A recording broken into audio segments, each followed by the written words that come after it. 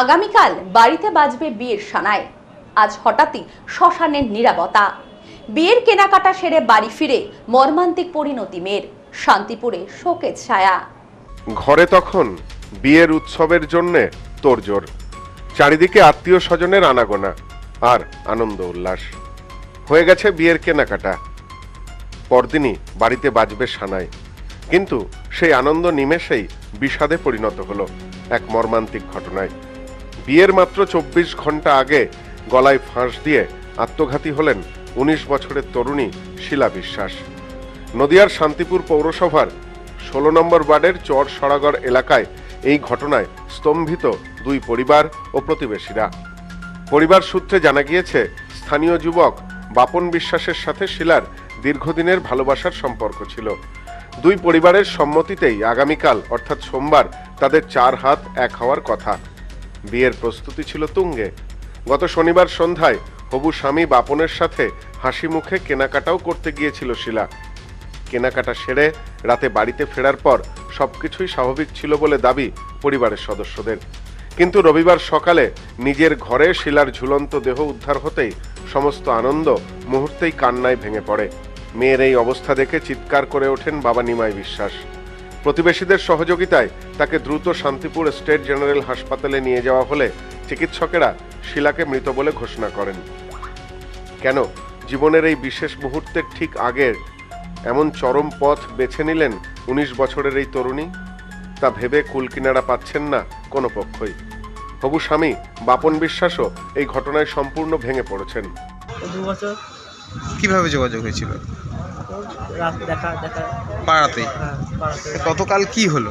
কী হলো আমার ওর মনে কী আছে আমি জানি না, ভগবান জানে। ওর সাথে আমার কোনো অশান্তি নেই, বাবার কাছে জিজ্ঞাসা করবা। কোনো অশান্তি হয়নি, ওর মনে কী ছিল ভগবান জানে। কালকে একসাথে বাজারও করেছে? একসাথে আমরা বাজারে গেছি, ওর বাবার কাছে জিজ্ঞাসা করে গেছে। বিয়ে হওয়ার কবে কথা ছিল? কালকে বিয়ে। আচ্ছা। আর গতকাল বাড়িতে আসার পরে কোনো রকম ফোনে কথাবার্তা না, কিছু? ফোনের কথা হয়নি। আমি ভেবেছি সকালে ওদের বাড়ি যাবো, আমাদের বাড়ি ওদের বাড়ি একটুখানি বিয়ে। আমি ভেবেছি সকালে ওদের বাড়িতে যাবো, অনুষ্ঠান করে বিয়ে হতো? অনুষ্ঠান করে বিয়ে হচ্ছে। আচ্ছা।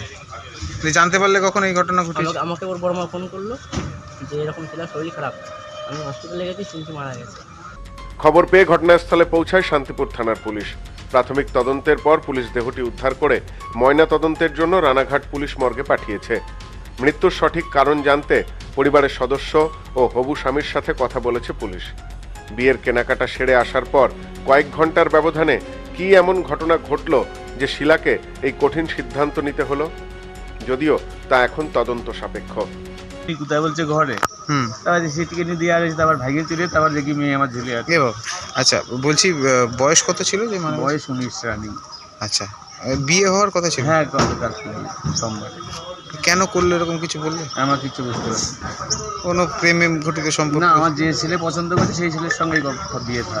আচ্ছা, কি বলছিলেন গতকাল বাজার করতে গেছিল কি? হ্যাঁ, জামাইয়ের সঙ্গে বাজার করে জামাই বাড়ির উপরে আসলো, খাওয়া দাওয়া করলো, জামাই চলে গেলো। আমরা খাওয়া দাওয়া করে আমাদের মধ্যে শুয়েতে বললাম।